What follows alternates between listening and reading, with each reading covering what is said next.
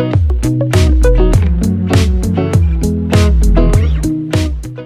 guys, what's up? Welcome back to the channel. So in today's video, we're going to be discussing 10 different ways that you can train yourself to become more self-disciplined.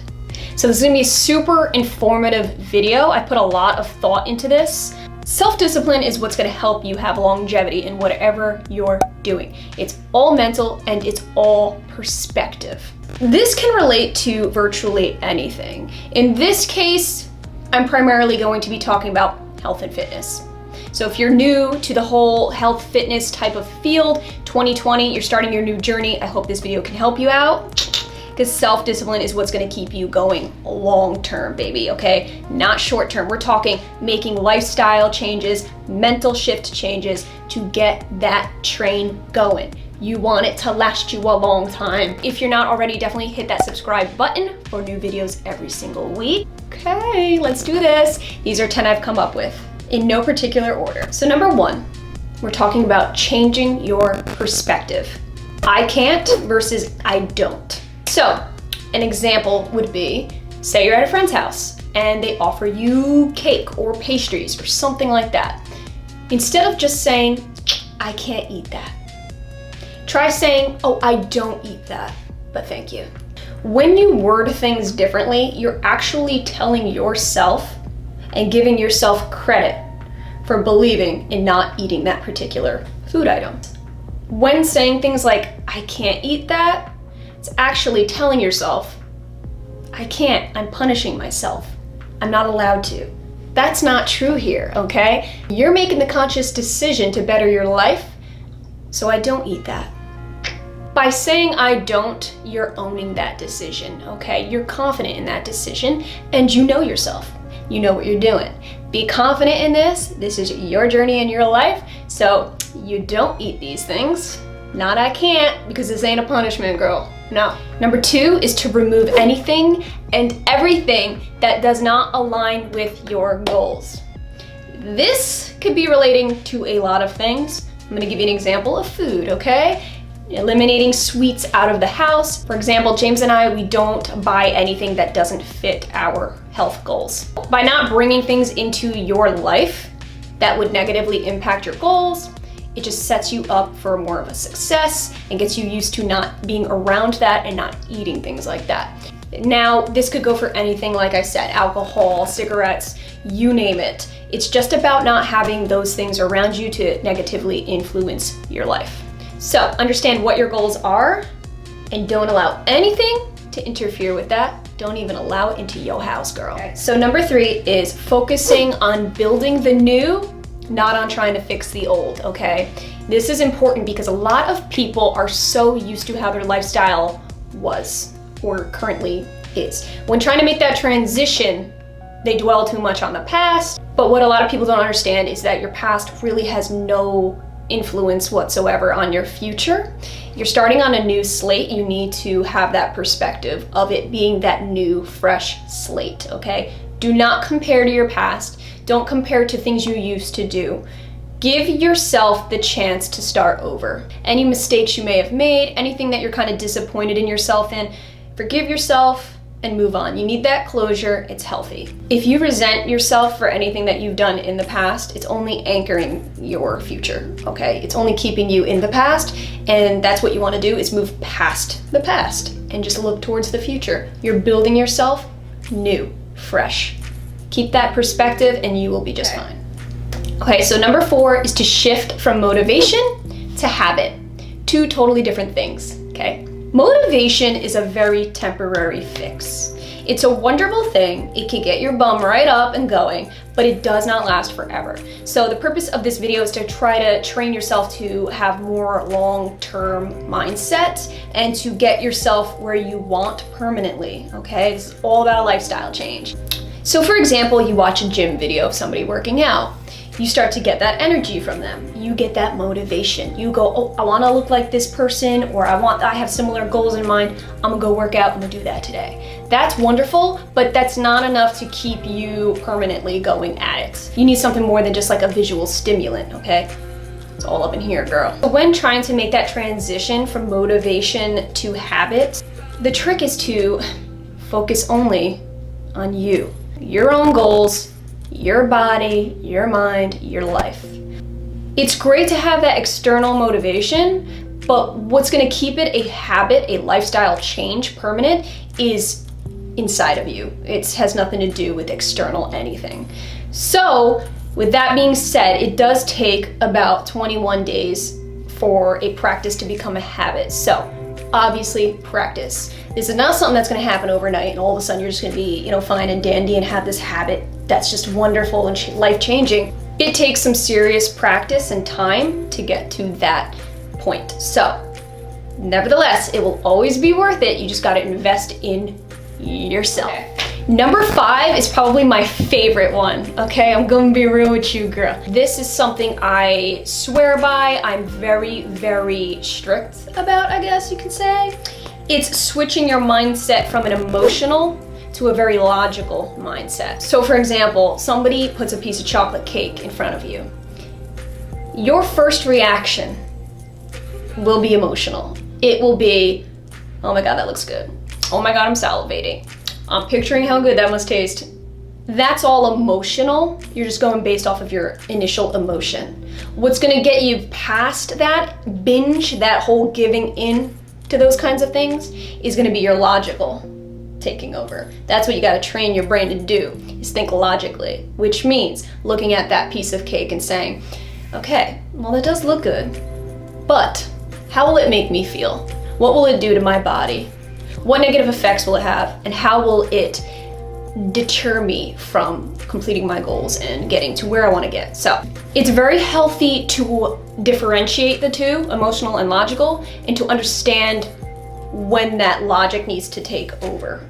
That is self-discipline in a nutshell. When thinking logically, for example, the cake, you're going to be understanding that you're eating for function and not taste. You gotta be really upfront and honest with yourself in these scenarios, okay? Recognize that emotional and recognize that you need to switch right over to that logic, because the logic is what's gonna get you where you need to go in life. Relying on that emotion, you're just gonna be, no. So guys, this leads me to point number 6. By saying no to that piece of cake, it is not deprivation. So do not get it twisted. Do not think you're depriving yourself. If you think that in your head that you are depriving yourself, you are going to end up giving in almost every single time, because there will not be any end in sight. So you're not depriving yourself. Believe me, deprivation is only when you're not eating at all. That's starving yourself. That's depriving your body. So if anything, you're actually depriving yourself by eating the cake, because you're depriving yourself from nutrients that you could be getting in better foods. So number 7 is to challenge yourself throughout the week, intensely. So adding in intense challenges, whether it be nutritional or exercise. So for example, eating super clean a couple days out of the week, like super strictly, or exercising intensely those few days. This is what's going to help mix up your routine enough to keep it from becoming monotonous and boring. Whether we like to admit it or not, humans are designed for challenge. We actually thrive on challenge. Keeping that incorporated into your routine will not only help you continue going in that direction, and it's going to make your everyday routine seem a lot easier, okay? When starting any routine, you might think it's intense, especially if you're not used to it. But adding in these super intense days, these high intensity days, will make the rest of your week, your normal, healthy maintenance, not seem like such a burden. In other words, you will kind of adapt to it a lot better. What used to be a heavy-duty challenge to you will become your new norm, okay? It's gonna gradually go like a chart, like you're eventually going to get to that level where something that used to be so difficult is now your norm. Okay, so tip number 8 is to not call it a diet. No such thing. I mean, there is, but it's just like quick fixes that never last. So instead of calling it a diet, just simply call it your nutritional standards. That's what I refer to it as. A diet is something that has an end line, okay? That eventually will come to an end. You don't want that. You want this to be an ongoing, permanent lifestyle change. I know that people overuse that term diet, and it's almost like the norm. It's just what we as a culture have evolved into just constantly saying. But don't be afraid to just stand outside of that, outside of the average, the norm. It's okay, you should be proud of being able to say this. You diet when there's events coming up, okay? You diet for a wedding or a vacation, just temporary little fixes. But what happens when those days are over?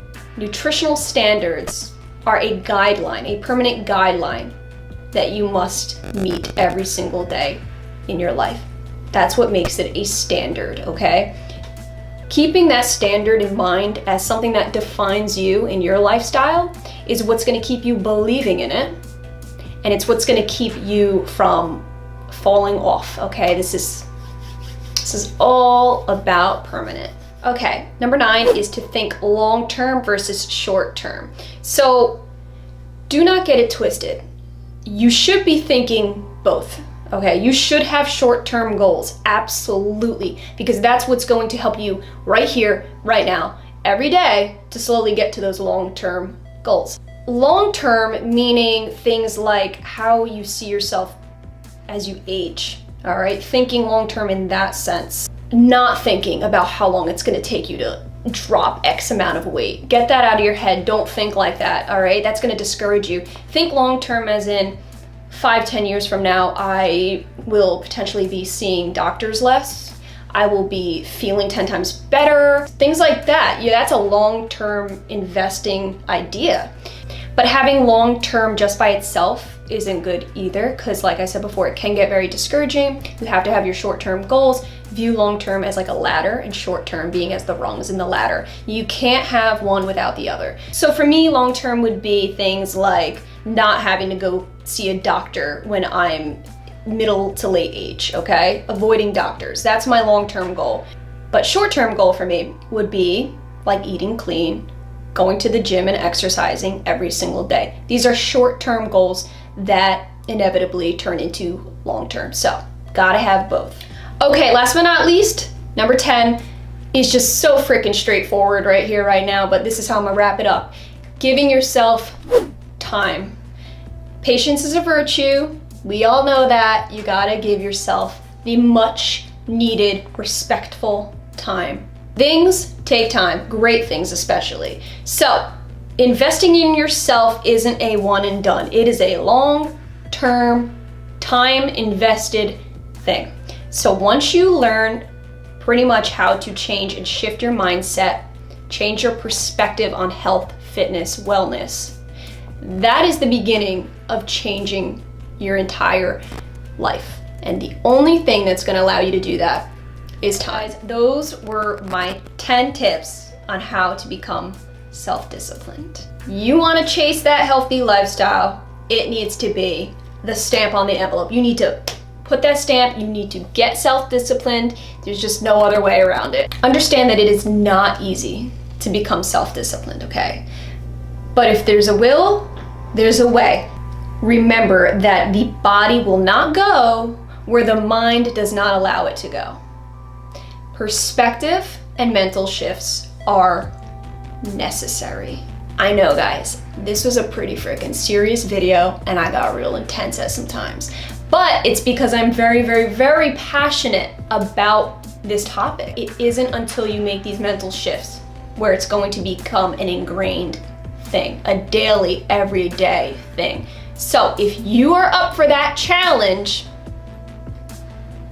then maybe these tips can help you. I hope that this video did really help you guys. So comment down below if you like any of these key points. I appreciate you guys watching. And again, if you have not already subscribed, definitely do.